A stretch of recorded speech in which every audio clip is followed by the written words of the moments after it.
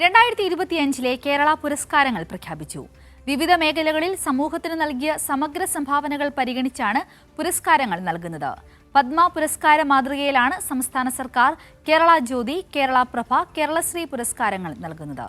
വിവരങ്ങളുമായി സുലേഖ ശശികുമാർ ചേരുകയാണ്. സുലേഖ, പുരസ്കാര പ്രഖ്യാപനത്തിന്റെ കൂടുതൽ വിശദാംശങ്ങൾ.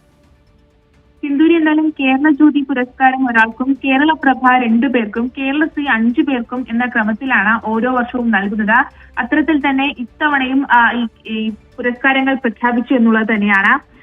കേരളശ്രീ പുരസ്കാരം അത് വിദ്യാഭ്യാസ മേഖലയിലെ സമഗ്ര സംഭാവനകൾ കണക്കിലെടുത്ത് ഡോക്ടർ MR രാഘവ വാര്യർക്കാണ് കേരള ജ്യോതി പുരസ്കാരം നൽകുന്നത്. ഒപ്പം കാർഷിക മേഖലയിലെ സംഭാവനകൾ കണക്കിലെടുത്ത് PB അനീഷിനും, കലാരംഗത്തെ സംഭാവനകൾക്ക് രാജശ്രീ വാര്യർക്കും കേരള പ്രഭ പുരസ്കാരം നൽകും.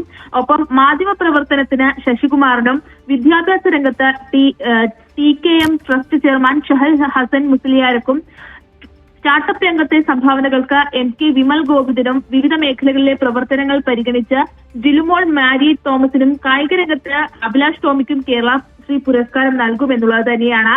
നേരത്തെ സൂചിപ്പിച്ചതുപോലെ തന്നെ വിവിധ മേഖലകളിൽ സമൂഹത്തിന് നൽകിയ സമഗ്ര സംഭാവനകൾ പരിഗണിച്ചാണ് ഇത്തരത്തിൽ സംസ്ഥാന സർക്കാർ കേരള ജ്യോതി, കേരള പ്രഭ, കേരള ശ്രീ പുരസ്കാരങ്ങൾ നൽകുന്നത്. ഇതിന് കഴിഞ്ഞ ഏപ്രിലാണ് ഇത്തരത്തിലുള്ള ഒരു നാമനിർദ്ദേശം സർക്കാർ ക്ഷണിച്ചത്. നിലവിലിപ്പോൾ കേരള ജ്യോതി, കേരള പ്രഭ, കേരള ശ്രീ പുരസ്കാരങ്ങളാണ് പ്രഖ്യാപിച്ചിട്ടുള്ളത്. സിന്ധുവി. ശരി സുലേഖ.